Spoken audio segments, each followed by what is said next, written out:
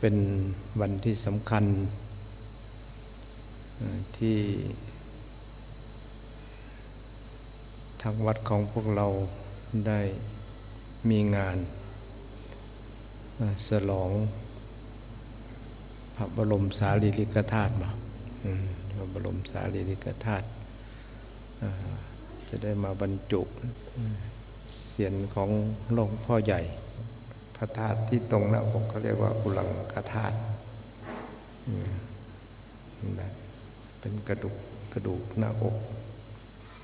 ที่คงจะเป็นซีกซ้ายหรือซีกขวาเนี่ยนะนั่นแหละสมัยก่อนไปความซื่อสัตย์สุจริตของคนสมัยนั้นใครลืมของไว้ที่ตรงไหนก็แล้วแต่เขาจะเอาไปกองอำนวยการนะเอากองไปเอากองอำนวยการกับประกาศเรียกหาเจ้าของมารับเอาไม่เหมือนปัจจุบันเนี่ยปัจจุบันเนี่ยกระซากซ้อยกันที่พระธาตุพนม สมัยนั้นเนี่ยของไม่มีหายนะของพวกแก้วแหวนเงินทองลืมไว้ที่ห้องน้ำเขาก็เอามาที่กองอำนวยการ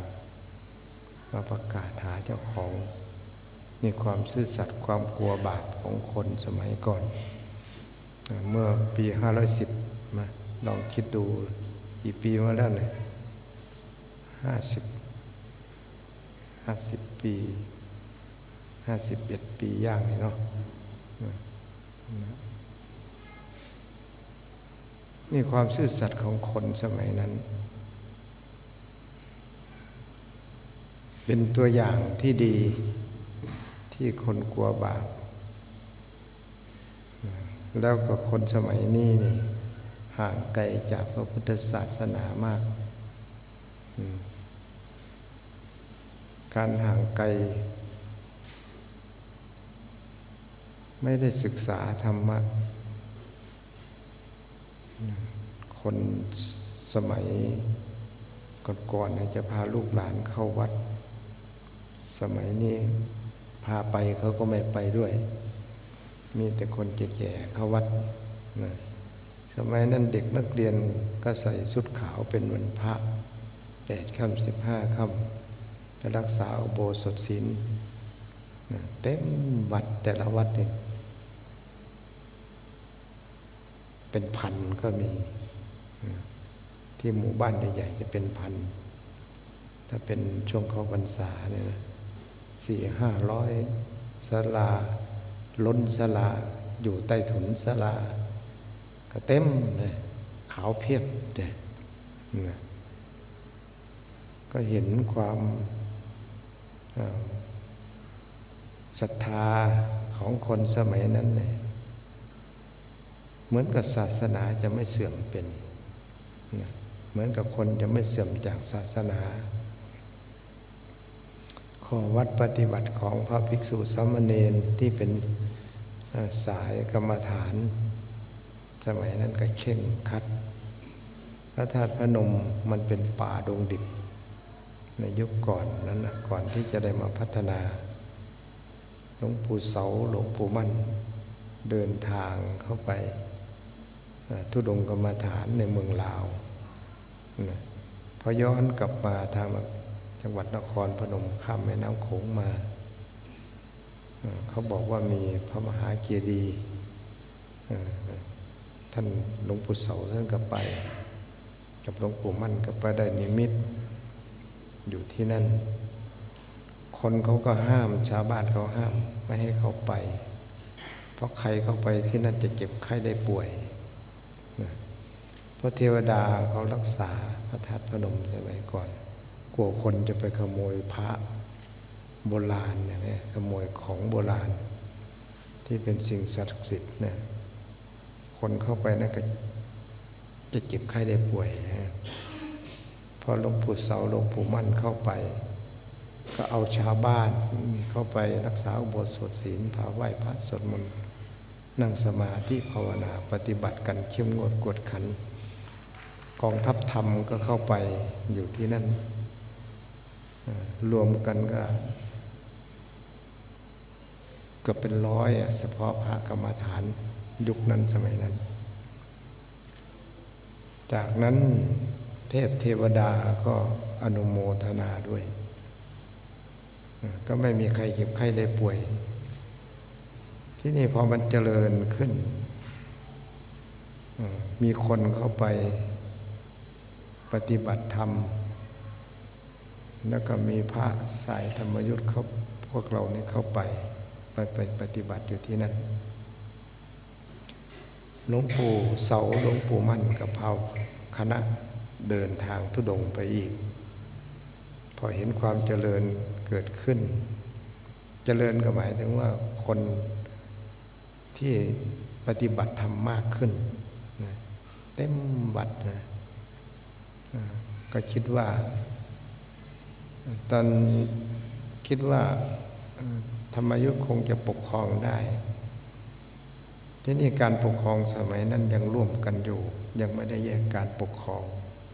ทั้งฝ่ายธรรมยุทธ์ทั้งฝ่ายมหานิกายก็ยังปกครองเป็นคณะเดียวกันอยู่หลังจากนั้นมารัชกาลที่สี่มาแยกเป็นธรรมยุทธ์ขึ้นมาเนี่ยก็เลยแบ่งการปกครองขึ้นมาใครปฏิบัติแบบไหนก็ให้แยกกันเป็นสัดส่วนออกมาจะไม่ได้ขัดขวางทางกันก็เลยมีธรรมยุทธ์มหานิกายขึ้นมาพอแยกการปกครองกับพระก็เริ่มผิดกันทะเลาะกันแยกวัดกันระหว่างนี้แยกวัดกันที่นี่พระธรรมยุทธ์ของเราก็มีน้อยสมัยก่อนก็เลยปล่อยให้มหานิกายมาเท่าทุกวันนี้หลังจากนั้นก็แบ่ง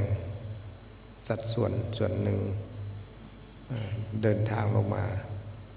ที่จังหวัดนครราชสีมามีหลวงปู่สิงห์คันธยาคโมอาจารย์มหาปิ่นหลวงปู่มหาปิ่นแล้วก็มีหลวงปู่อ่อนมาด้วยหลวงปู่อ่อนมาจำพรรษาอยู่ที่วัดป่าสารวัตรวัดป่าศรัทธารวมแถวนี้อยู่เป็นเวลา10 ปีที่หลวงปู่อ่อนได้ไปอยู่จังหวัดนครราชสีมาถือว่าแนวหน้าสมัยนั้นมาเปิดศูนย์ปฏิบัติอยู่ที่นครราชสีมามาเปิดอยู่ที่ขอนแก่นกับวัดป่าเหล่างาบ้านอยู่วัดป่าเหล่างาตอนนั้นก็มีการขัดแย้งกันขึ้นมีการขัดแย้งกันเขามาปักสลากพระรูปไหนลงไปเดินจงกรมกลางคืนเขาปักสลากว่าเขาจะมายิงเนี่ยเขาจะมายิงพระก็ประชุมกันพระ80 รูปไม่มีใครลงไปเดินจงกรมกลางคืนกลัวเขายิงหลวงปู่อ่อนอะไรไม่มีใครลงผมจะลงคนเดียวไปเดินจงกรมเฉยพวกที่เขามาปักสลากผลสุดท้ายก็เกิดภัยพิบัติขึ้นถ่ายเป็นเลือดอาเจียนเป็นเลือดตายเขาก็เลยกลัวพอชนะจากขอนแก่นก็มาโคราชเรานี่นะนี่นะคือประวัติของหลวงปู่ครูบาอาจารย์ที่ท่านประกาศว่าพุทธศาสนาสมัยก่อนหลวงปู่อ่อนท่านเล่าให้ฟังเล่าความเป็นมาให้ฟังเพราะฉะนั้นจังหวัดนครราชสีมาของเราถึงมีวัดป่าอยู่ทุกมุมของจังหวัดตรงนั้นมันเป็นป่าอยู่ในกลางป่าสมัยก่อนก็อย่างที่วัดเราเนี่ยก็ถือว่าอยู่กลางป่า แล้ววัดสัทธารวมก็อยู่กลางป่าเหมือนกันวัด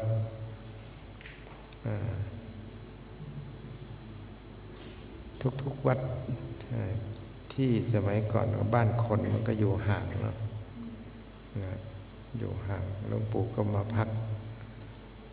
ก็ไปบิณฑบาตสนามม้าสมัยก่อนมีบ้านห่างๆเดินเข้าป่าไปมาพักอยู่วัดป่าสารวันกุฏิไม้หลังเล็กๆยังไม่มีคนจีดสักหลังหรอกศาลาหลังปัจจุบันเนี่ยศาลาเก่าเนี่ยก็ไม่ได้สูงอย่างนี้นะอันนี้คงจะยกขึ้นอีกหน่อยนึงมั้งนะยังทรงเดิมอยู่ถือว่าใหญ่ที่สุดในสมัยนั้นศาลาวัดป่าสารวันเนี่ยได้มาพักอยู่เป็นเดือน2 เดือนอย่างนี้ก็เดินทางกลับอุดรเวลาเดินตามทางรถไฟเดินทางรถไฟเพราะมันตรงดีทางรถยนต์มันโค้งไปโค้งมามันไกลเนี่ยนั่นแหละมากราบสถานที่ที่หลวงปู่ครูบาอาจารย์ท่านมากราบประกาศพระพุทธศาสนามีตามหาหลวงปู่ครูบาอาจารย์ด้วยความเคารพพอมันได้ธรรมะก็อยากจะไปที่ตรงไหนที่หลวงปู่ครูบาอาจารย์ท่านไปปฏิบัติธรรมไปสอนธรรมถือว่าเป็นที่บริสุทธิ์ที่มีพระอริยบุคคลไปอยู่จำพรรษาอย่างนี้เราได้ไปกราบแต่พื้นที่เราก็ยังดีเหมือนอย่างที่เราไปประเทศอินเดียนี่แหละความตั้งใจที่อยากไปประเทศอินเดียตั้งใจมาหลายปีจนกว่าจะได้ไปประเทศอินเดียพอไปถึงนึกจิตมันรวมเลยได้กราบลงอย่างนี้แสงทะลุปัตตภีเลยเนี่ยพื้นปัตตภีแสงมันสว่างทะลุลงไปพอกราบเสร็จนั่งตรงๆกำหนดจิตรวมจิตก็สว่างภายในร่างกายเห็นร่างกายของเราทั้งภายในภายนอกเห็นกระดูกในร่างกายของตนเองทุกส่วนในร่างกายทำให้เกิดปีติเกิดปีติเกิดความอิ่มอกอิ่มใจที่เราเคยแต่สวดอาการ32ก็ยังโคเมกาโยว่าก็ว่าไปแต่ปากพูดไปก็พูดไปตามหนังสือสวดไปตามหนังสือไม่เคยเห็นแต่พอไปถึงที่นั่นไม่ได้สวดก็เห็นมันจะเห็นหมดเพราะมันเห็นแล้วมันภูมิใจเลยภูมิใจดีใจเพราะเห็นข้างในมันก็เห็นข้างนอกอีกขยายผลออกไปทั่วโลกเนี่ยไปได้ธรรมะอยู่ที่ประเทศอินเดียนี่อานิสงส์เกิดขึ้นจากการภาวนาของเราที่เรามีความตั้งใจภาวนามาตั้งแต่เริ่มบวชมา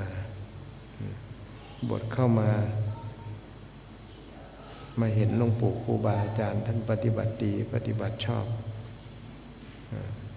เราก็อยากจะปฏิบัติเหมือนท่านอย่างนี้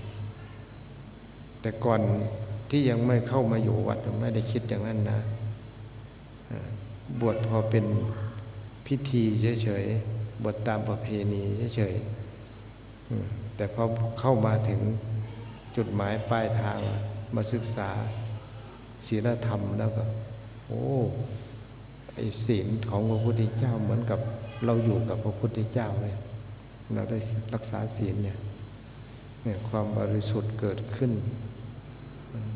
พอรู้จักศีลก็รู้จักบาป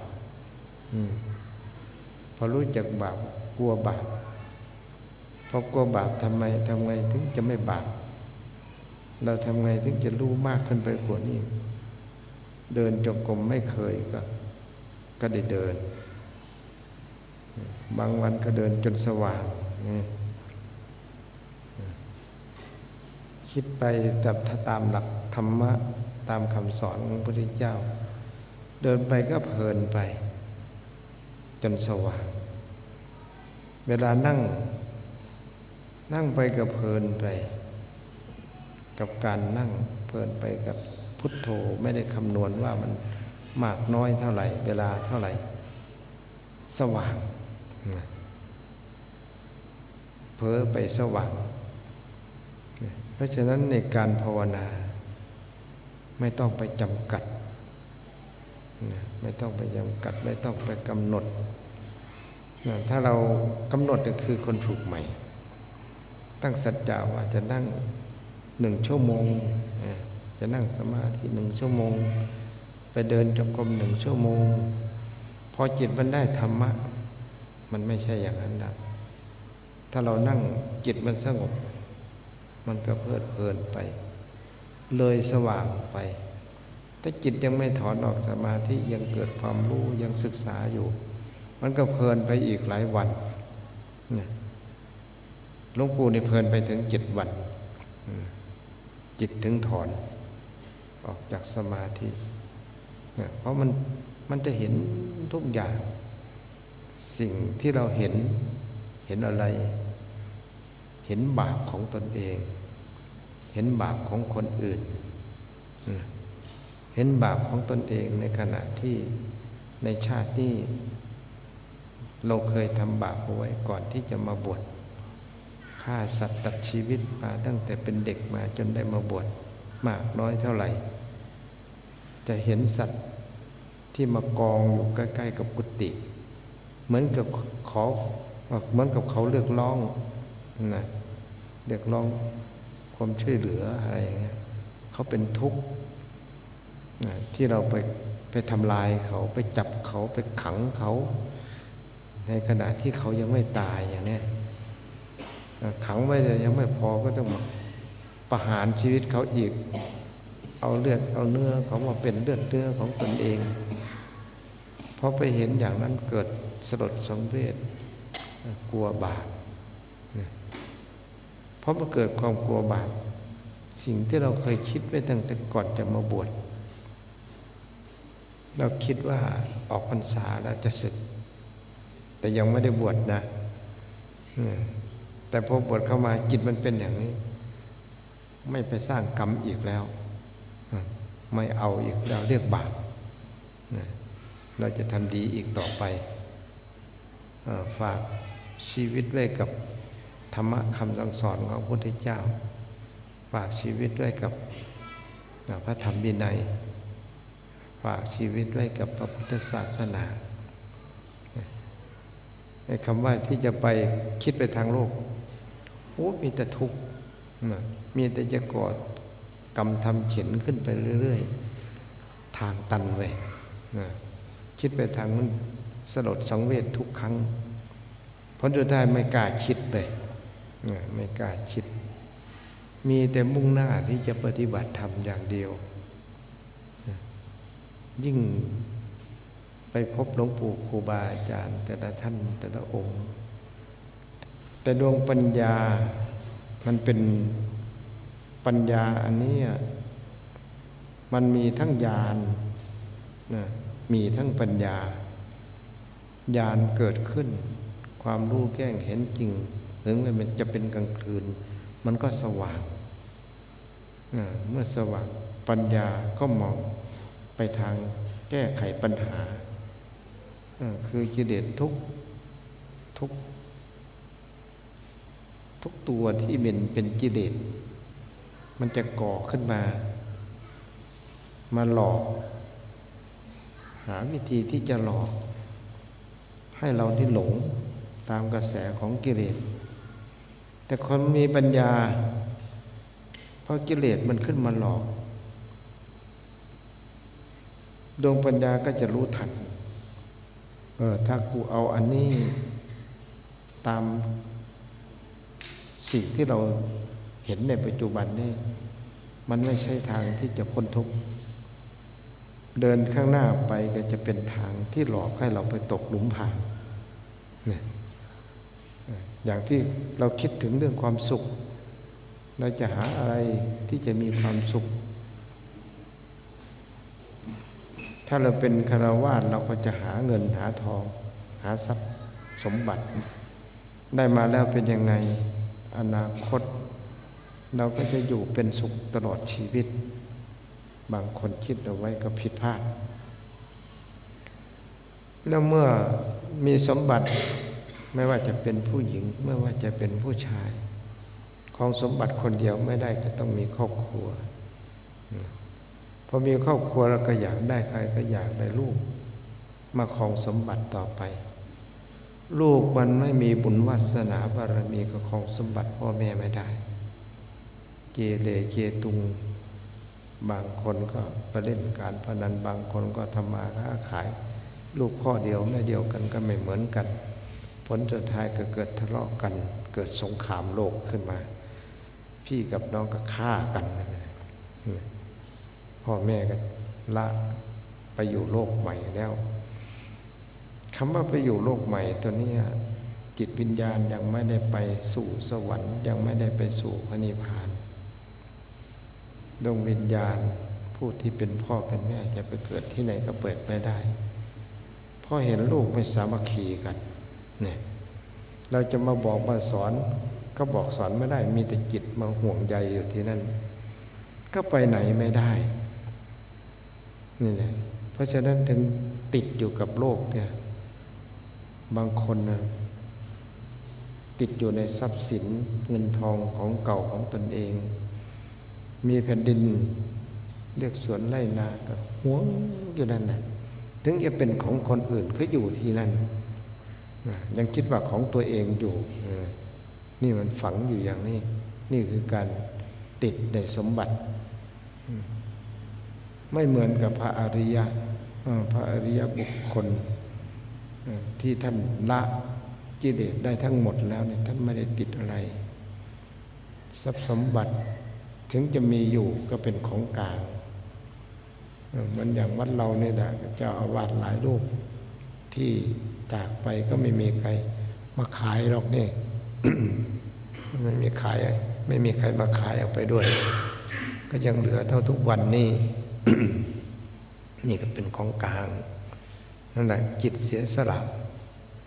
ถึงจะก่อสร้างมากมายเท่าไหร่ก็ตามก็ถือว่าเสียสละการเสียสละจิตมันเป็นบุญเมื่อจิตเป็นบุญสร้างอะไรขึ้นมาก็คิดว่ามันเป็นบุญทั้งหมด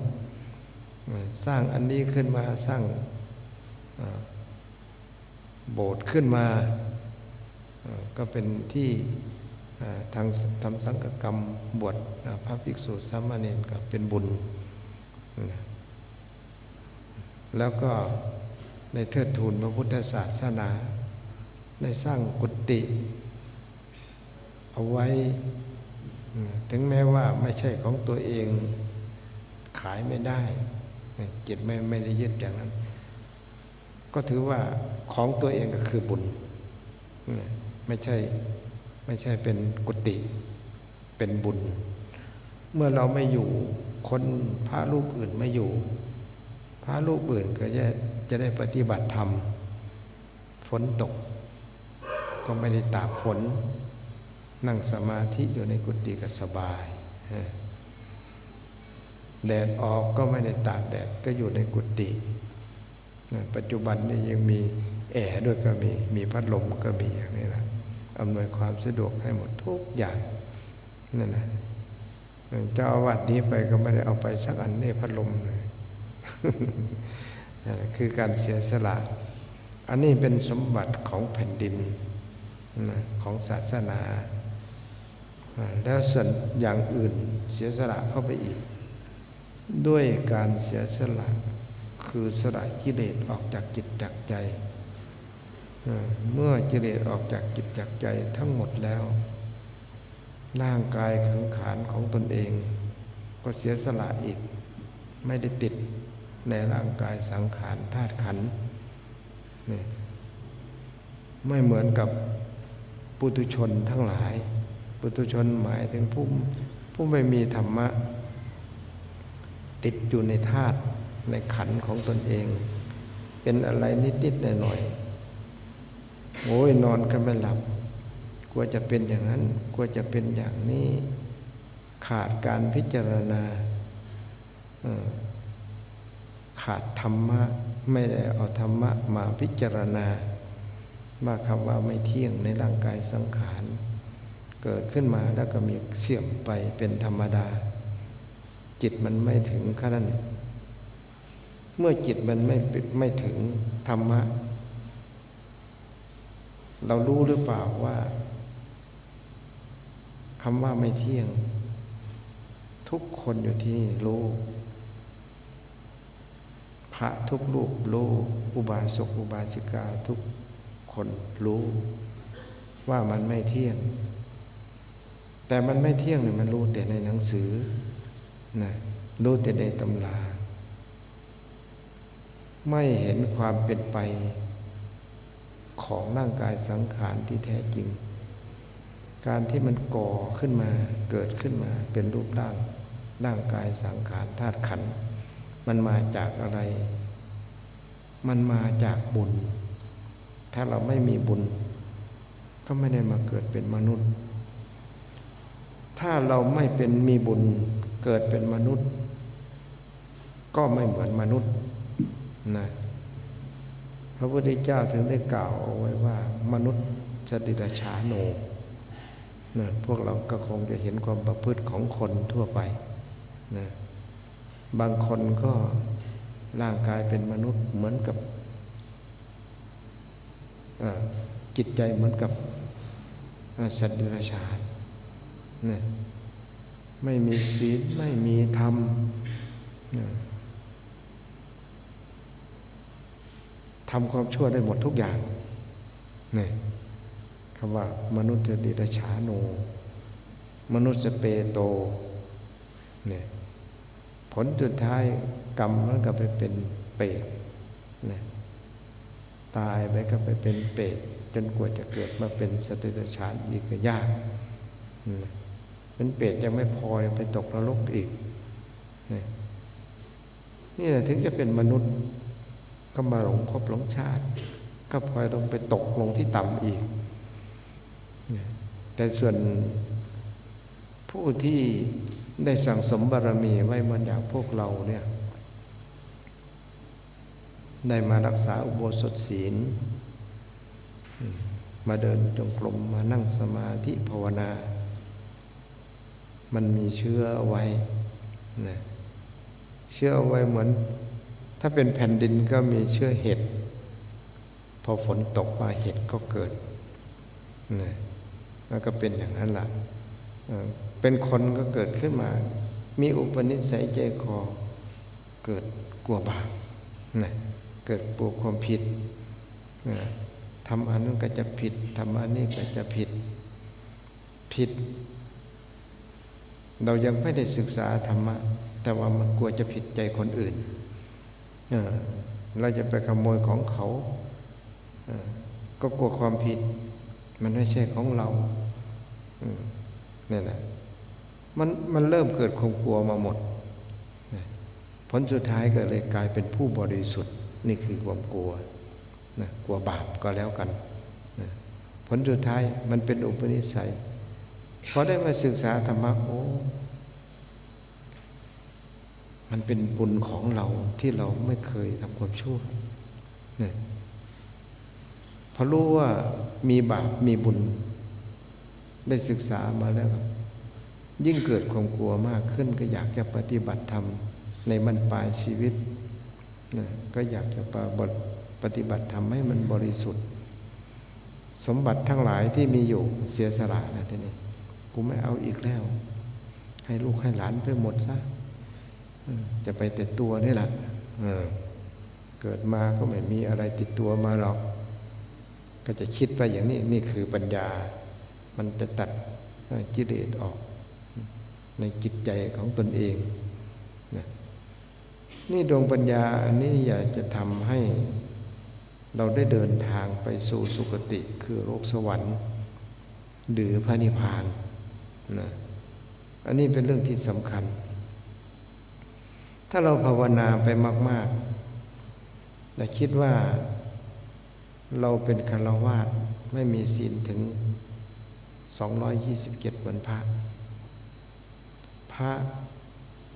พระพุทธเจ้ากำหนดเอาไว้227แต่ความประพฤติของพระบางรูปอาจจะไม่เหลือสักตัวก็ได้แต่เหลือแต่ผ้าเหลืองอะไรก็ได้อันนี้พูดถึงผู้ที่ขาดการศึกษาธรรมะขาดการปฏิบัติแล้วก็ไม่รู้ข้อผิดข้อถูกรู้แต่ไม่ได้ปฏิบัติไม่ได้ปฏิบัติอย่างนี้ก็มีเพราะฉะนั้นหลวงปู่สวงท่านเลยไปคุยกับหลวงปู่สวงสมัยก่อนที่ท่านอยู่อยู่ยโสธรนะไปคุยกันช่วงนั้นนะท่านไปปฏิบัติอยู่กับหลวงปู่มั่นท่านได้ตายไปแล้วเนี่ยขึ้นไปสู่สวรรค์ไปสู่สวรรค์พอลงจากสวรรค์มาไปดูเมืองนรกท่านบอกว่าผ้าจีวรเนี่ยเขามีเพียกตากเอาไว้นี่จนเพียกจะขาดนั่นนะหนักผ้าจีวรพาไปตกนรกนี่เราหลวงปู่ครูบาอาจารย์ท่านภาวนาไปเห็นพอท่านพูดอย่างนั้นหลวงปู่ก็ย้อนไปตามจิตที่เคยรู้เห็นนรกเหมือนกันก็คุยกันสนุกเลยนี่คุยกันเรื่องนรกเรื่องสัตว์นรกเรื่องเทพเทวดานี่พอมันเห็นอย่างนั้นเนี่ยมันเป็นคำตักเตือนเป็นคำสอนนะคนจะเข้าใจว่าการที่เห็นนรกเห็นเปรตได้สำเร็จแล้วเหรอไม่ใช่ยังไม่ใช่นะการที่เห็นเองเป็นคำสอนเหมือนอย่างจิตของเราทัศนศึกษาเรียกว่าวิปัสสนาจิตเป็นวิปัสสนาไปคือเดินธุดงค์มันก็จะเห็นสถานที่ปฏิบัติเห็นความดีความชั่วของสัตว์โลกนี่คำว่าวิปัสสนาสมถะก็ย้อนกลับเข้ามาสู่ความสงบจากความโลภความโกรธความหลงพอจิตละจากความโลภความโกรธความหลงการที่เราเห็นมันก็ตัดออกไปซึ่งเป็นสัตว์นรกหรือพวกเปรตหรือพวกอสุรกายทั้งหลายเราก็จะไม่ได้ไปเป็นเหมือนอย่างเขาก็ย้อนกลับคืนมาหาความบริสุทธิ์ของตนเองก็เกิดมีความภูมิใจดีใจอิ่มใจว่าตัวเองได้ปฏิบัติดีปฏิบัติชอบพอเกิดความภูมิใจดีใจความภูมิใจดีใจนี่แหละทำให้เกิดความขยันหมั่นเพียรมากขึ้นคลายความกลัวทั้งหมดที่มีอยู่ในจิตใจคงกลัวนั่งสมาธิภาวนากลัวปวดขากลัวปวดหลังกลัวปวดเอวเรื่องที่กลัวเหล่านี้ถ้าเรามองเข้าไปลึกๆมันไม่ใช่กลัวอย่างนี้มันกลัวตายนะกลัวพิการนะนั่งไปนานๆกลัวพิการนี่กิเลสมันหลอกพออดอาหารมาทานมื้อเดียวมาฉันมื้อเดียวกลัวเป็นโรคกระเพาะนี่มันหลอกเลยถ้าไม่ดับได้นอนกลัวเป็นโรคประสาทเนี่ยภาวนาไม่พอนะถ้าเราภาวนาพอแล้วนะเราอยู่นิ่งๆเหมือนกับเรานอนหลับแต่เรามีสติรู้ดีกว่าคนนอนหลับคนนอนหลับไม่รู้อะไรยุงกัดก็ไม่รู้ตัว คนทำสมาธิจิตตื่นเบิกบานอยู่ตลอดเวลาก็จะรู้เห็นต่างๆนานามีความสุขมีปีติมีความอิ่มมีความเบิกบานจิตใจสดชื่นแจ่มใสอยู่ตลอดเวลานี่ความขยันมันถึงมีมากขึ้นโดยอัตโนมัติในขณะที่เราจิตยังไม่เป็นสมาธิเรานั่งเนี่ยมันจะหนักมันจะมืดมันจะเจ็บมันจะปวดพอจิตของเราเป็นสมาธิแล้วเนี่ยมันจะเบามันจะสว่างมันจะไม่มืดเหมือนอย่างที่เราภาวนายังไม่เป็นสติปัญญาก็เสียบแหลมคมเข้าไปความขยันหมั่นเพียรเกิดขึ้นโดยอัตโนมัติสติสัมปชัญญะประคับประคองอารมณ์สมาธิอยู่ตลอดเวลาไม่มีคำว่ากระทบกระเทือนหรือหวั่นไหวแม้แต่นิดเดียวนี่ธรรมะมันเกิดในขณะที่เราปฏิบัติธรรมถึงได้เรียกว่ามันมีความสุขมีความสุขปราศจากความกังวลต่างๆนานามีความเชื่อมั่นในความบริสุทธิ์ของตนเองถึงจะละโลกนี้ออกไปละสังขารไปเราก็ไม่ได้กลัวว่าจะไปตกในความชั่วต่างๆจะต้องไปสู่สุคติคือสวรรค์และพระนิพพานอย่างแน่นอนนี่มีความมั่นใจอย่างนี้ถึงเรียกว่ามีความสุขไม่มีข้อกังวลอะไรต่างๆนานาเลยเพราะฉะนั้นผู้ที่มีความปฏิบัติอย่างเข้มงวดกวดขันเนี่ยถ้าจิตสงบแล้วก็จะเข้าใจละว่าการปฏิบัติมันมีความสุขยังไงยิ่งหลวงปู่พุทธท่านจะพูดเหมือนกับจะยัดใส่หัวใจให้เราเลยว่างั้นแต่หลวงปู่พุทธนี่แหละเวลาท่านพูดนี่อยากจะเอาใส่เข้าหัวใจทุกคนให้มันได้เหมือนกันหมดอย่างเนี้ยเนี่ยคือความเมตตาความเมตตาของหลวงปู่ครูบาอาจารย์ท่านแสดงธรรมสมัยก่อนมันอย่างพระพุทธเจ้าของเราแสดงธรรมอย่างนี้พระอรหันต์ทั้งหลายแสดงธรรมอย่างนี้ในสมัยของพุทธกาลพูดแล้วก็เหมือนกับเอาใส่ในหัวใจเลยเนี่ยคนที่มีความตั้งใจปฏิบัติจริงๆก็เหมือนกับได้จริงๆเหมือนกับได้จริงๆนะพอได้แล้วเกิดปีติด้วยบัดเกิดปีติพอไปปฏิบัติจิตมันก็เป็นอย่างที่ได้ยินได้ฟังมาก็อยากจะฟังเสริมอีกพอไปฟังเสริมอีกเหมือนก็ได้กำลังขึ้นไปอีกน้ำมันรถมันจะหมดก็เติมไปเรื่อยมันไม่หมดเป็นเลยวิ่งเท่าไหร่ก็ไม่มีหยุดแล้วบัดเพราะน้ำมันไม่หมดใช่ไหมนี่แหละจิตเป็นสมาธิจิตมันมีปิติมีความสุข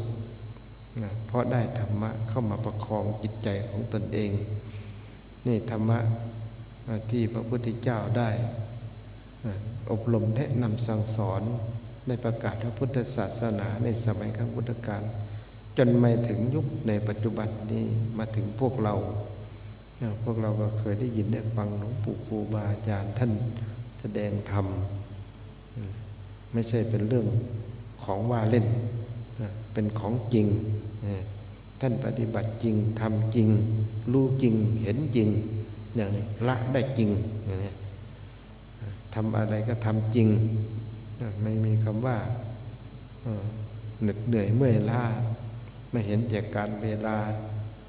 จะต้องไปนั่นจะต้องไปนี่จะต้องทำนั่นต้องนี่จะต้องพักผ่อนเสียก่อนไม่ได้คิดอย่างนั้นการเวลานี่สำคัญมากหลวงปู่อ่อนท่านพูดว่าพระองค์อื่นท่านจะพักผ่อนแต่หลวงปู่ว่าถ้าเราจะพักผ่อนเรามัวแต่นอนหลับอยู่คนที่จะมาหาเราเขามีทุกข์เขาอยากจะมาให้เราแก้ปัญหาให้พระมาก็เดินทางมาจากที่ไกลมาหาเราอยากให้เราแก้ปัญหาให้แก้ปัญหาก็คือสิ่งที่มันคาใจในการปฏิบัติศีลธรรมเราก็จะไปนอนอยู่ก็เสียเวลาเขา อืมศรัทธาที่เขามาก็จะจืดจางไปแทนที่จะเกิดศรัทธาก็เกิดความสบประมาทขึ้นมาเมื่อเกิดความสบประมาทขึ้นมาก็จะเป็นบาปอีกขาดความอดทนผลสุดท้ายกลับไปก่อนไม่ได้ฟังเทศน์ฟังธรรมเลยเพราะฉะนั้นหลวงปู่จะไม่มีคำว่านอนกลางวันรับแขกได้ตลอดเวลาจะไม่ให้มีใครเสียเวลาที่มาพบท่านจนตลอดชีวิตหลวงปู่เป็นอย่างนั้นหลวงปู่พูดอย่างนี้เหมือนกับพระพุทธเจ้าเนี่ยพระพุทธเจ้าในคราวที่พระองค์จะเข้าสู่ปรินิพพานปรงสังขารแล้วเดินทางไปกุสินาราเป็นเวลา3 เดือนคิดดูพระผู้เฒ่าทั้งอาพาธนะถ่ายเป็นเลือดอาเจียนเป็นเลือดยังมุ่งหน้าที่ไปกุสินาราที่เป็นบ้านนอกชายแดนของประเทศถ้าเราไปที่นั่นเราก็จะได้สาวกที่สำคัญคนสุดท้ายคือสุปทัปริภาชกเนี่ยพระพุทธองค์เห็นแล้วพอไปก็ได้แสดงธรรมให้สุปทัปริภาชกฟังสุปทัฟังธรรมจบก็สำเร็จเป็นพระอรหันต์ในขณะนั้นพระพุทธองค์ก็ได้ประกาศให้กับพระภิกษุสามเณรอุบาสกอุบาสิกาที่ติดตามไปและชาวบ้านที่คอยต้อนรับได้ยินได้ฟังก็มีความปีติมีความยินดีเอาสุวัฏฏะเป็นตัวอย่างก็พากันรับเอาไตรสรณคมซึ่งเป็นอุบาสกอุบาสิกาก็ขอบวชในพุทธศาสนามากขึ้นทั้งพระภิกษุสามเณรสามเณรีภิกษุณีนี่กับประกาศพระพุทธศาสนาในชายแดนก็เจริญเท่าทุกวันนี้ที่กุสินาราใครไปอินเดียก็จะต้องไปกุสินาราไปที่พระพุทธองค์ปรินิพพานไป4 สถานนั่นแหละสถานที่4 สถานนั่นแล้วก็ได้ไปพอไปถึงที่นั่นไปนั่งอยู่ตามร่มต้นไม้ต้นว่ามันก็ร่มดีเลยเป็นสนามหญ้าเย็นสบายจิตก็สงบดีถึงพวกแขกเขาจะเดินไปเดินมาก็ไม่ได้สนใจจิตของเรามุ่งกับพระพุทธเจ้าได้กราบไหว้สักการะที่สถานที่ที่พระองค์ปรินิพพานนะนี่คือจิตอันบริสุทธิ์ในขณะที่เราไปประเทศอินเดียถ้าใครได้ไปก็คงจะเข้าใจนะสำหรับคนที่ยังไม่ได้ไปก็คิดอยากจะไปแต่ไม่มีตังค์ไปก็เอาหลวงปู่ใหญ่ของเราอยู่ที่นี่เป็นองค์แทนนะองค์แทนพระพุทธเจ้าแล้วก็มากราบไหว้ที่นี่มานั่งสมาธิอยู่ที่นี่มาทำจิตใจให้ได้รับความสงบอยู่ที่นี่อยู่ที่ไหนก็ดูลมหายใจเหมือนเดิมอยู่ที่ไหนก็รักษาจิตเหมือนเดิมไม่ได้ไปรักษาที่อื่นที่ไกลพอรักษาจิตได้ก็ควบคุมไปทั้งร่างกายสังขารธาตุขันธ์ทุกส่วนให้เราเข้าใจอย่างนั้นไม่ใช่ว่าภาวนาพุทโธดูลมหายใจเข้าออกไม่มีประโยชน์เราลองมาคิดตามที่คำแปลของหลวงปู่ครูบาอาจารย์ท่านพูดเอาไว้พุทโธแปลว่าผู้ตื่นจิตมันจะตื่นอยู่ตลอดเวลาเบิกบานตลอดเวลาตื่นกับธรรมะนะไม่ใช่ว่าตื่นแบบนอนไม่หลับบ้าๆบอๆไม่ใช่อย่างนั้นนะตื่นแบบมีธรรมะตื่นอยู่กับธรรมะตื่นอยู่กับความบริสุทธิ์บริบูรณ์เป็นผู้เบิกบานจิตใจเบิกบานอยู่ตลอดไม่มีคำว่าโศกเศร้าโศมนัสการนี่เป็นผู้ตื่นเป็นผู้เบิกบานเป็นผู้แจ่มใสเป็นผู้รู้จริงเห็นจริงนี่ นี่คือผู้ที่ได้พุทโธพอรวมเข้ามาอีกเหมือนกับเรามีพระพุทธเจ้าอยู่กับลมหายใจเข้าหายใจออกหายใจเข้าไปพูดเข้าไปว่าพระพุทธเจ้าอยู่ในหัวใจของเราแล้วทุกลมหายใจเข้าไปไปกำจัดสิ่งที่ไม่ดีที่มันเคยมีอยู่ในร่างกายจิตสังขารจิตใจของเราเอาความบริสุทธิ์เนี่ยเข้าไปล้างความไม่สะอาดอยู่ในร่างกายของเราในจิตใจของเราให้หมดสิ้นไปเหลือแต่ความสะอาดบริสุทธิ์เนี่ยยิ่งดูเข้าไปเท่าไหร่เห็นความบริสุทธิ์เข้าไปมีความสุขไปเท่านั้นมากขึ้นไปเรื่อยๆจะหยุดลมหายใจจะดูดพุทโธก็จะเสียเวลาที่นี่เสียดายพุทโธเลยบัดพอเสียดายพุทโธก็เราเคยนอนก็ไม่อยากนอนนะไม่อยากนอนที่ไม่อยากนอนก็กลัวลมหายใจที่มันจะออกคนนอนหลับก็ออกอยู่ตลอดเวลาเด้ทั้งออกทั้งเข้าอยู่นั่นเลยยิ่งนอนหลายชั่วโมงก็เสียเวลาไปหลายชั่วโมงนะถ้าเรามานอนมันก็ได้ภาวนาอยู่ตลอดเวลาแต่ก่อนหลวงปู่ก็เคยได้ยินว่าคนมาบ่นให้ฟังไม่นอนไม่หลับไม่รู้จะทำยังไงวะนอนเท่าไหร่ก็ไม่หลับเป็นทุกข์โอ้ยยายนี่ทำไมมันเป็นทุกข์ก็เพราะนอนไม่หลับเนาะเราละดีใจจะตายมันไม่ได้นอนเพราะเราจะได้ภาวนามากๆก็เลยบอกว่ายายไม่ต้องไปเสียใจหรอกเอาพุทโธที่โอ้ยพุทโธแล้วก็เหนื่อยว่ะหลงคิดไปอย่างอื่นอยู่เรื่อยนี่แค่หายใจเข้าพูดหายใจออกโทสองอย่างเท่านี้ก็ลืมเนี่ยพวกโยมลืมกันไหมเนี่ยพอลืมเราไปเที่ยวแล้วบางทีไปถึงกรุงเทพก็มีได้หลายนาทีแล้วจริงๆย้อนจิตย้อนกลับมาโอ้คุณนั่งสมาธิกับพุทโธใหม่กระท่อนกระแท่นไม่เป็นชิ้นเป็นอันหลวงปู่เลยเอามาพิจารณาว่าคนขาดสติสัมปชัญญะขาดการภาวนาไปคิดได้ว่าคนเลี้ยงควายเขาจะมีเชือกยาวๆมัดควายเอาไว้ล่ามควายเอาไว้เชือกยาวๆเราจะไปมัดของก็ได้พวกโซเฟอร์รถ10 ล้อก็ใช้เชือกยาวๆมัดถ้าเชือกมันสั้นๆนะขนาดนิ้วมือจะไปมัดอะไรได้นั่งสมาธิภาวนาก็เหมือนกันพุทโธพุทโธยังไม่ถึง5 นาทีขาดอีกแล้วก็เหมือนกับมันขาดเป็นท่อนเราจะมาต่อกันมีแต่ปุ่มเนี่ยบางทีสั้นจนเกินไปต่อกันก็ไม่ได้มันลืมบ่อยเหมือนกันนะ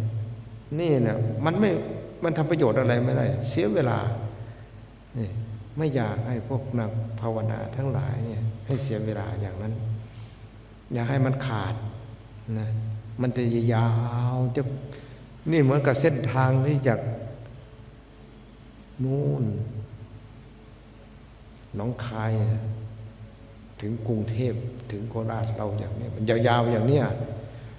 รถวิ่งไปก็ไม่ต้องไปหยุดไม่ต้องไปเดินต่ออย่างนี้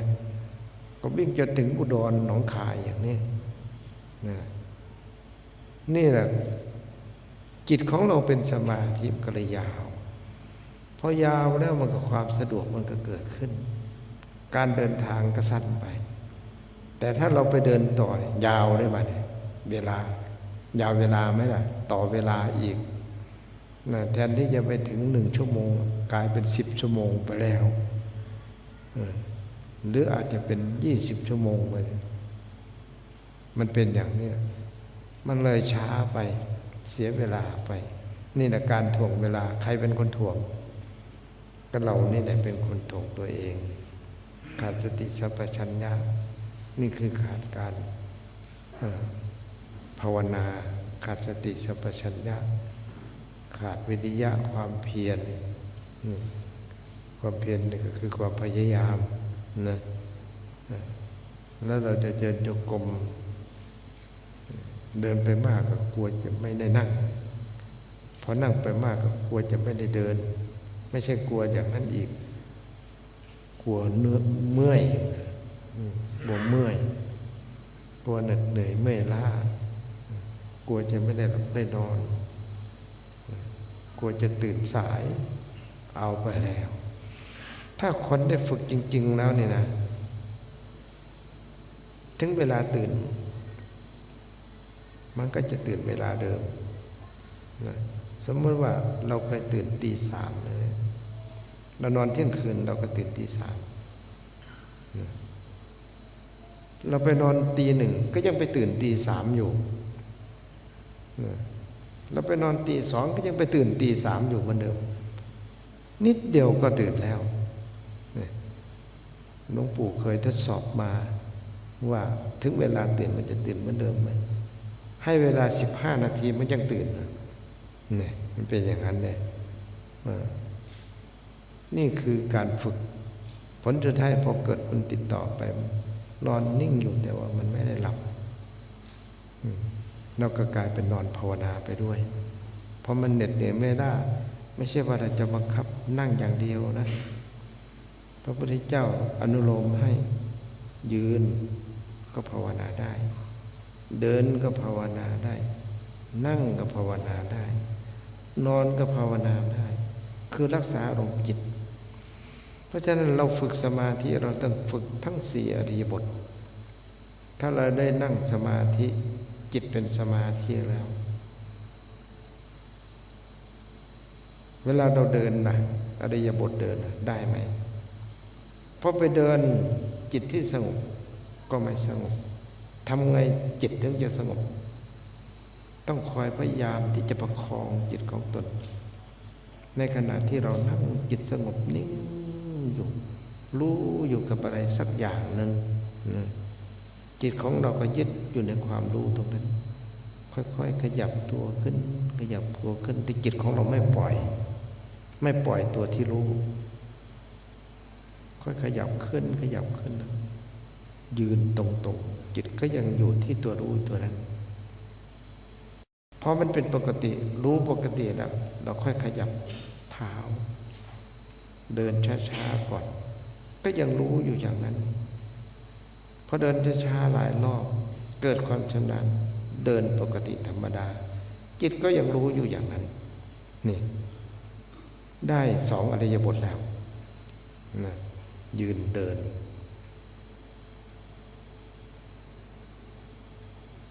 ยืนเดินนั่งยืนเดินเป็น2อริยบท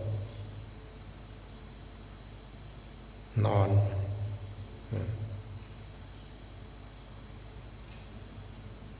เวลานอนถ้าจิตเราประคองไม่เป็นจิตก็จะหลับก่อนพอเรานั่งลงจิตมันเป็นสมาธิอยู่นะรวมอยู่อย่างนั้นเราก็ค่อยนั่งลงเบาๆประคองจิตเอาไว้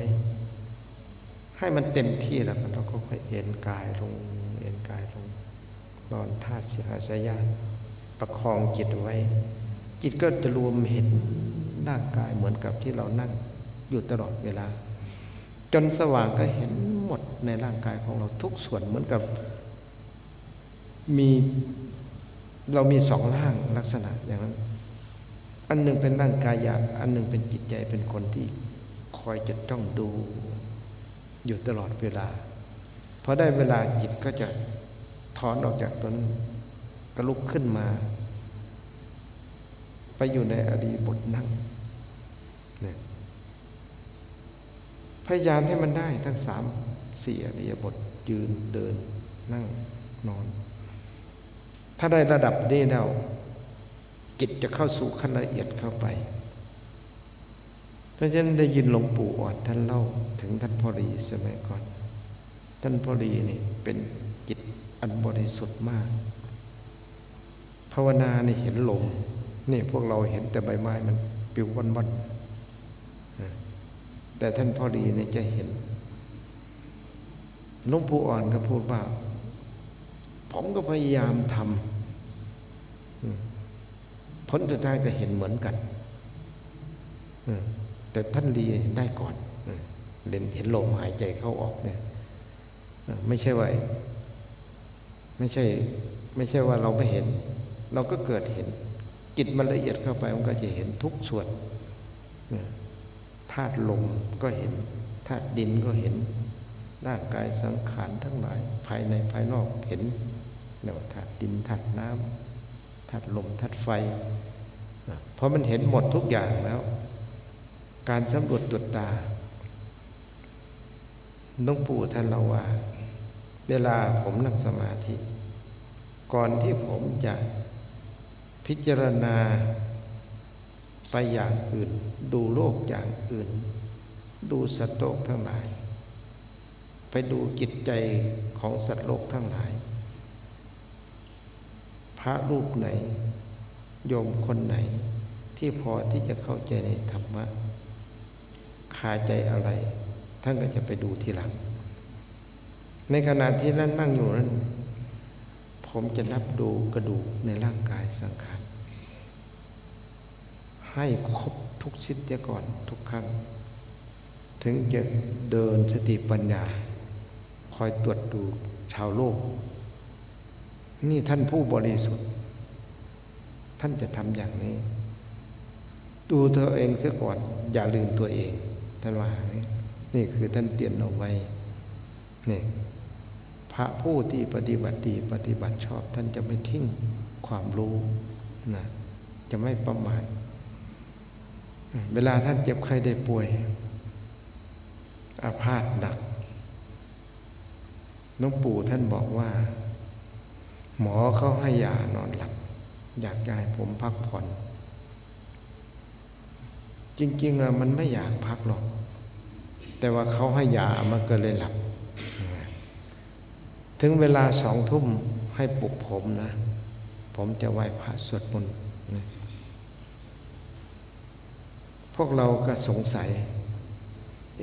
หลวงปู่เป็นผู้สำเร็จแล้วทำไมถึงจะปฏิบัติไม่หยุดแทนที่จะพักผ่อนก็เลยถามว่าโอกาสพ่อแม่หลวงปู่คำว่าพระอริยบุคคลที่ปฏิบัติดีปฏิบัติชอบรู้จริงเห็นจริงแล้วคำว่าเสียมไม่มีไม่ใช่เหรอใช่แต่ทำไมหลวงปู่ถึงปฏิบัติไม่หยุดว้ายเรามีเพชรเราก็ต้องรักษาเพชรท่านว่าอย่างนี้สมบัติของใครของมันเรารักเพชรของเราก็รักษาเพชรเราต้องขัดเพชรของเราอยู่ตลอดเวลาให้ใสสะอาดเพราะเรามีความยินดีในเพชรของเราคนไหนมีทองก็ขัดทองตามกำลังของตนตามทรัพย์ของใครของมันอันนี้คือผู้ไม่ประมาทท่านว่างั้นเราก็เลยเข้าใจหลวงปู่ครูบาอาจารย์ได้ถึงขนาดนี้แล้วยังรักษายังเคารพในข้อวัดปฏิบัติในสิ่งตนเองในพระพุทธปฏิบัติดีปฏิบัติชอบยังเคารพในพระพุทธเจ้าอยู่ตลอดเวลาไม่เคยประมาทแม้วินาทีเดียวนี่คือผู้ปฏิบัติดีปฏิบัติชอบท่านเป็นตัวอย่างให้กับพวกเราพวกเรามันไม่ใช่อย่างนั้นแน่ตั้งนาฬิกาปลุกไว้เนี่ยเมื่อไหร่มันจะตีสักทีวะเนี่ยปวดขาจะตายแล้วอย่างนี้ง่วงก็จะตายแล้วจะถึงเวลาหรือเปล่ามันไม่ตีมันจะไม่หลับก่อนนะหลงคิดไปอย่างอื่นก็ลืมพุทโธคอยแต่เวลามันจะตีเท่านั้นไม่ไหวแล้วเนี่ยนี่แหละมันขาดอย่างนี้นะเพราะฉะนั้นอย่าไปอาศัยนาฬิกาแต่ก่อนถึงเวลาปฏิบัติธรรมมีพระบางรูปบอกว่า ผมไม่ได้นอนผมภาวนาโอ้ทำไมไม่นอนอาศัยอะไรอาศัยกาแฟหลายแก้วอันนั้นไม่ใช่ของจริงนะของจริงไม่ใช่กาแฟไม่ใช่M100นะคือธรรมะล้วนๆที่เกิดขึ้นมาทำให้จิตตื่นเบิกบานแจ่มใสโดยอัตโนมัตินี่คือของจริงไม่ใช่เป็นของภายนอกที่มากระตุ้นนะนี่แหละธรรมะที่แท้จริงมันเป็นอย่างนี้ถ้าเราได้แล้วมันจะตื่นเบิกบานแจ่มใสหลวงปู่พุทธเทศอยู่เป็นประจำเทศแล้วก็เข้าหัวใจเราอยู่ตลอดเวลาเสริมกำลังให้เราอยู่ตลอดเวลาเนี่ยหลวงปู่ครูบาอาจารย์ทุกรูปสมัยก่อนเทศลักษณะแบบเดียวกันหมดเนี่ยทำให้เรามีกำลังปฏิบัตินี่ได้เพราะฉะนั้นเนี่ยอยากจะให้พวกเราทุกๆคนที่ได้มาปฏิบัติธรรมในวันนี้ไม่ว่าจะเป็นคนละวัดนะคนละอำเภอมุ่งหน้ามาวันนี้บางคนก็อยากจะฟังหลวงปู่พูดธรรมะหลวงปู่เขาไม่มีเล่ห์เหลี่ยมอะไรจะเอามาคุยอย่างอื่นหรอกนอกจากธรรมะเรื่องจิตเรื่องสมาธิเรื่องปัญญาที่มันเกิดขึ้นจากการปฏิบัติทางที่จะพ้นทุกข์มันอยู่ที่ตรงนี้อย่างอื่นที่ว่ามันเห็นนั่นมันเป็นคำสอนเป็นคำตักเตือนที่เราไปเห็นนรกเห็นสัตว์นรกเห็นเปรตอย่างนี้อันนั้นน่ะเราย้อนเข้ามาหาศีลมาหาธรรมคนที่ไปเป็นเปรตเป็นสัตว์นรกก็คือคนผิดศีลผิดธรรมนี่สรุปมาตรงนี้คนที่ไปสู่สวรรค์ไปสู่ปรินิพพานก็เป็นคนที่ทรงไว้ถึงศีลธรรมเนี่ย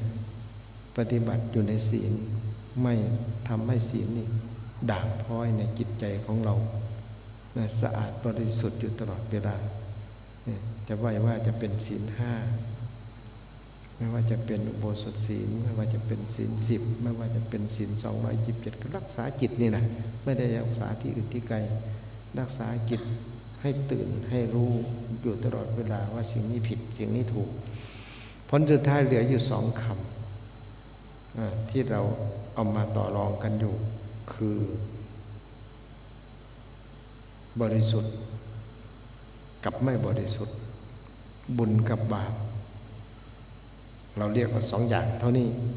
นะคนไหนเผลอตัวก็ไปสู่บาปถ้าคนไหนไม่เผลอตัวก็สู่ธรรมอยู่ตลอดเวลานี่สติสัมปชัญญะของเราประคับประคองอย่าเผลอให้มีปัญญารู้ทันอยู่ตลอดเวลาอย่าให้สิ่งอื่นใดมาครอบงำจิตใจของเรานี่บุญก็จะฝังอยู่ในจิตใจของเราอยู่ตลอดเวลาจนตลอดชีวิตเพราะฉะนั้นในขณะที่เราจะละสังขารถ้าเรามีสมาธิมีปัญญามันชำระออกจากจิตใจของเราทั้งหมดแล้วสละหมดแม้ร่างกายสังขารไม่มีห่วงแล้วจิตก็จะรวม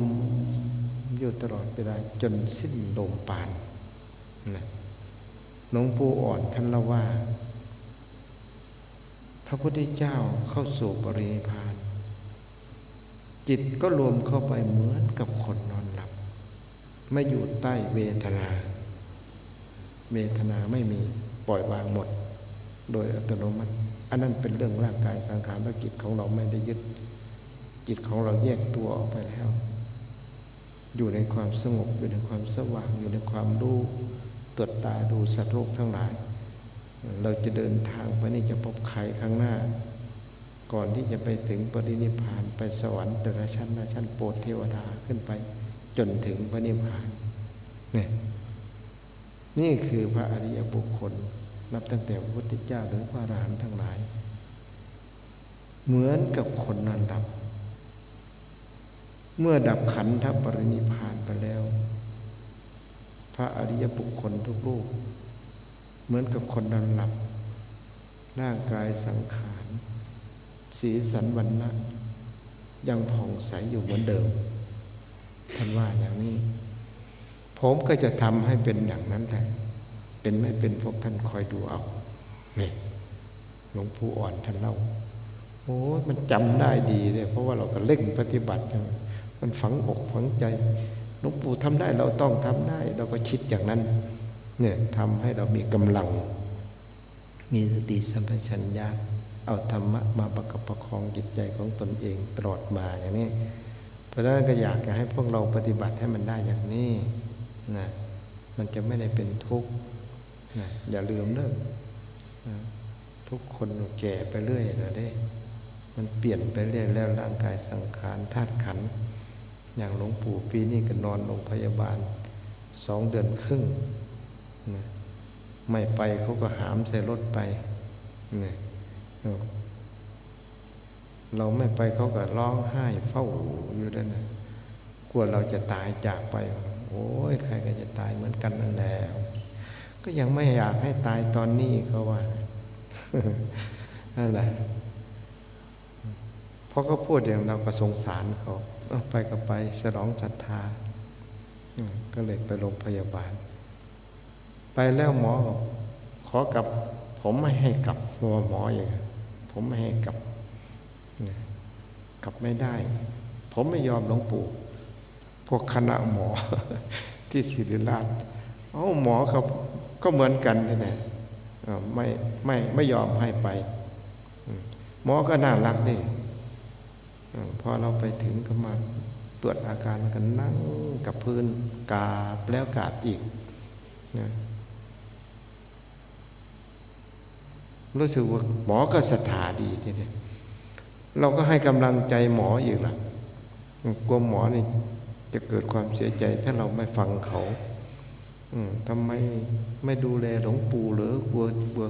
วเขาจะถูกติสินนินทาว่าไม่เอาใจใส่กับคนไข้คนป่วยพระมาอาพาธหนักมาก็ไม่ดูเราก็คิดไปโน่นฉลองศรัทธาหมออีก ทำให้เขาได้รับบุญกุศลกับเราไปอีกอย่างนี้เขาได้ดูแลเขาของเราก็ดีใจอิ่มใจเนี่ยมันสงเคราะห์อนุเคราะห์นะทุกคนที่ไปก็ได้ความภูมิใจดีใจนี่นะการสงเคราะห์ไม่เห็นเจ็บความเหน็ดเหนื่อยเมื่อยล้าหมอเข้าไปกลางคืนไปเล่าอาการที่เขาตรวจผลของเลือดของทำเอ็กโคทำเอ็กซเรย์อะไรเนี่ยแล้วก็คุยธรรมะกันต่อก็เทศให้หมอฟังหมอลืมไปดูคนไข้อีก เจ็บไข้ได้ป่วยก็ยังเทศให้หมอฟังอยู่เลยตั้งแต่ออกจากโรงพยาบาลมามีวันนี้เป็นวันแรกที่ได้เทศนะเขานิมนต์ไปเทศหลายที่ก็เลยถือว่าศาลาทองศาลาธรรมของเราเป็นวันแรกที่นับตั้งแต่เข้าโรงพยาบาลมาจนถึงวันนี้นะ3-4 เดือนแล้วนะนี่คือกันแรกที่ได้อาพาธแล้วมาเทศนะ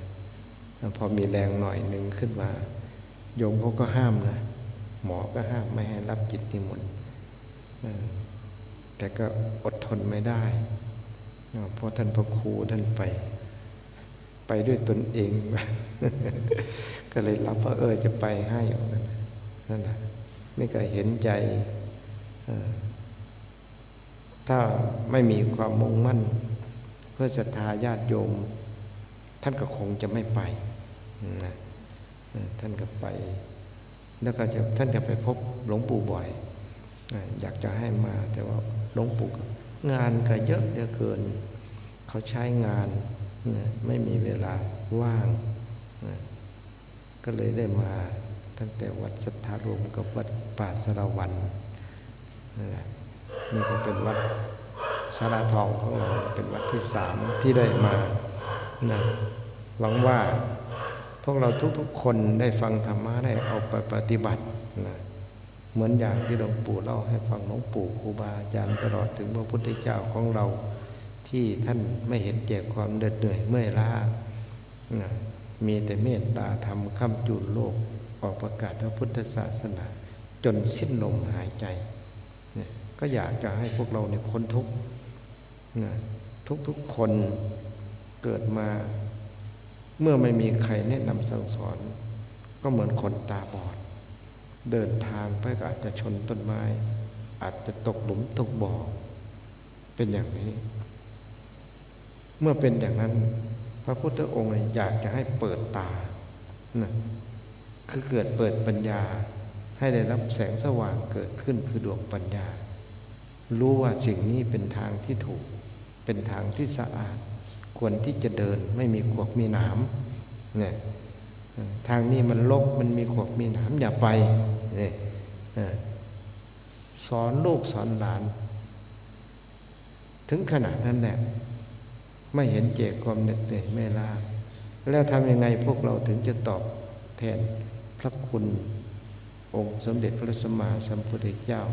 ได้เหมือนอย่างที่พระพุทธองค์ได้ทรงมิตรพระเมตตาต่อพวกเราอย่างนี้นอกจากการปฏิบัติธรรมแล้วไม่มีอย่างอื่นที่จะตอบแทน